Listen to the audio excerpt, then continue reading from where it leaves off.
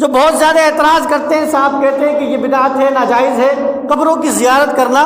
میرے آقا صلی اللہ علیہ وسلم نے ارشاد فرمایا، حدیث پاک میں آتا ہے کہ حضور علیہ الصلوۃ والسلام نے ارشاد فرمایا کہ میں نے تمہیں قبروں کی زیارت سے روکا تھا، لیکن اب میں تمہیں اجازت دیتا ہوں۔ کیا فرمایا؟ میں نے تمہیں قبروں کی زیارت سے روکا تھا، لیکن اب میں تمہیں اجازت دیتا ہوں۔ اب حضور علیہ الصلوۃ والسلام نے اجازت بھی دی اور اس کے بعد عمل بھی کر دکھایا۔ سال کے شروع کے اندر حضور علیہ الصلوۃ والسلام کا یہ معمول تھا کہ آپ شہداء کی قبر کے اوپر حاضری دیا کرتے تھے۔ کیا؟ شہداء کی قبر پر جو لوگ شہید ہو گئے ہیں ان کی قبر پر جاتے اور حضور علیہ الصلوۃ والسلام ارشاد فرماتے کہ شہداء تم پر سلامتی ہو، تم پر سلام ہو کہ اللہ تبارک و تعالیٰ نے تمہیں تمہارے صبر کے بدلے ایک بہترین بدلہ عطا کر دیا ہے۔ اور راوی کہتے ہیں کہ حضور علیہ الصلوۃ والسلام کے ساتھ ساتھ حضرت ابو بکر صدیق بھی جایا کرتے تھے، حضرت عمر بھی جایا کرتے تھے، حضرت عثمان بھی جایا کرتے تھے۔ یعنی حضور علیہ الصلوۃ والسلام خود بھی زیارت کو جا رہے ہیں اور ان کے صحابہ بھی ساتھ میں جا رہے ہیں۔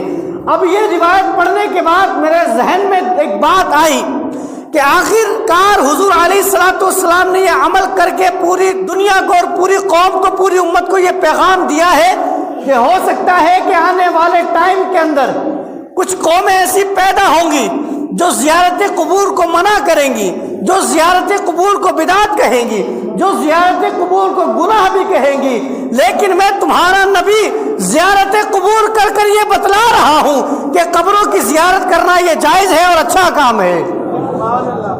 حضور علیہ الصلوۃ والسلام نے فرمایا کہ قبروں کی زیارت کرو اور ان کے ذریعے نیکیاں حاصل کرو۔ کیا؟ ان کے ذریعے نیکیاں حاصل کرو۔ حضرت ابو بکر صدیق رضی اللہ تعالیٰ عنہ نے حضرت عمر سے فرمایا، اے عمر چلو حضرت ام ایمن کی قبر کی زیارت کے لیے چلتے ہیں۔ پھر آگے حضرت ابو بکر صدیق نے فرمایا کہ جس طریقے سے ہمارے آقا صلی اللہ علیہ وسلم جایا کرتے تھے، یعنی حضور کے وصال کے بعد حضرت ابو بکر صدیق جب خلیفہ بنے تو اپنی خلافت کے اندر حضرت ابو بکر صدیق حضرت عمر کو ہاتھ پکڑ کر ساتھ میں لے جا رہے ہیں، اس سنت کو زندہ کرنے کے لیے جو حضور نے بتائی ہے کہ اپنے مردوں کی زیارت کرو۔ اب اس کا ثواب کیا ہے، اس کا اجر کیا ہے، وہ بھی آپ سن لیجئے کہ جب اللہ تبارک و تعالی نیک لوگوں کے درجات بلند کرے گا، کیا؟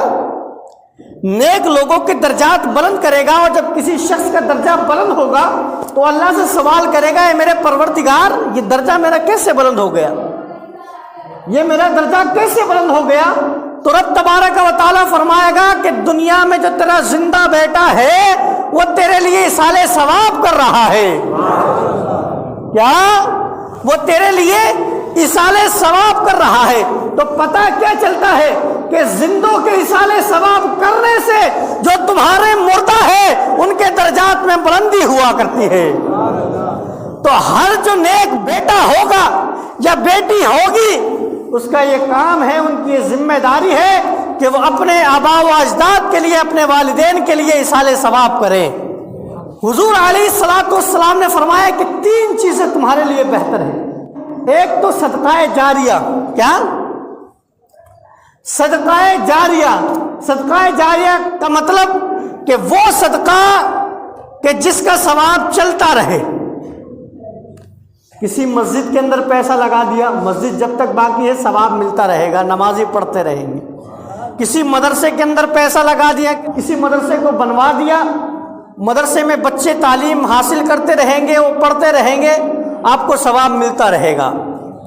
کسی طالب علم کی جو اللہ کا دین حاصل کر رہا ہو، حافظ بن رہا ہو، عالم بن رہا ہو، اس کی آپ نے مدد کر دی، جب تک وہ عالم دین زندہ رہے گا، لوگوں کو تبلیغ کرتا رہے گا، لوگوں کو اچھی باتیں بتاتا رہے گا، برائیوں سے روکتا رہے گا، آپ کو بھی ثواب ملتا رہے گا۔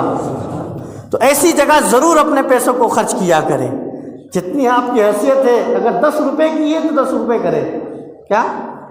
10 روپے کی حیثیت ہے تو 10 روپے کریں، لیکن میں 10 کی مثال اس لیے دے رہا ہوں کہ جو سب سے غریب انسان ہے، جو سب سے غریب ہے، اور جس کو اللہ نے جتنا مال دیا ہے وہ اللہ کی بارگاہ میں اتنا خرچ کرے۔